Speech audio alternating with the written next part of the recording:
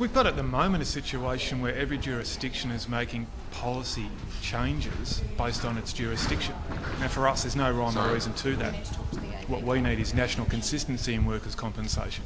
We need all jurisdictions to be thinking, this might be right for my jurisdiction, but overall how does that affect other jurisdictions? So how is one worker in one state affected compared to another worker in another state? And our view is that all workers should be treated the same.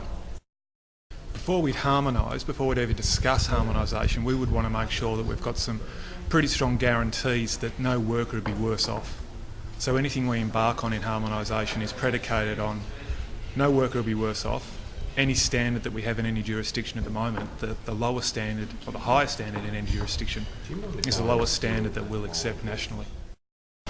Model legislation would mean for us that all workers were treated the same. A mechanic in Burnie is the same as a mechanic in Broome. They don't have any difference to entitlements, they don't have any difference to the processes they need to go to. There's no difference in how their claims are assessed. And that's vitally important to us. We don't want a situation where just because of where someone resides, their family's entitled to different compensation if they die, or that worker's entitled to different rehab requirements or return to work requirements just because of where they live. There's no rhyme or reason to that. So, while model legislation is one way of achieving that, another way to achieve that is to say that all the jurisdictions legislate to the same standards. So either or is an acceptable outcome for us. I don't know that the rate of injury and workplace death at the moment is sustainable in itself. So, you can say that we have a workers' comp system that we're willing to pay for. And at the moment, we say that there is a lot that needs to be done to improve the lot of injured workers through our comp systems. So sustainability comes down to how much we want to accept as workplace injury, how much workplace death we want to accept, and then we say how do we compensate those people. At the end of the day, what it costs, the financial implications of making sure that people are looked after a workplace death or a workplace injury becomes secondary. The key to a national scheme, the key to making sure that we have a national scheme that's successful, is if people understand that a workers' compensation system is not about reducing the costs of employers.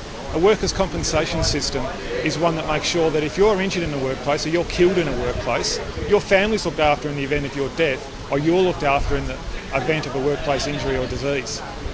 So a successful workers' compensation system is one that has as its core making sure that workers and their families are looked after, and the considerations of how this impacts employers is a consideration but not the primary consideration. This is fantastic, and this isn't the first time that I've attended this event. It's an absolutely fantastic event.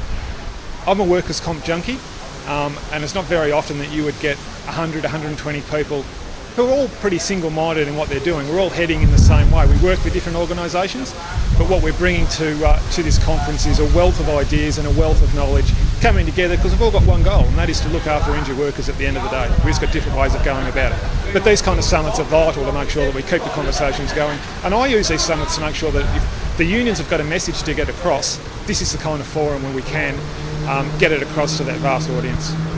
Jarod Moran, thanks for joining me.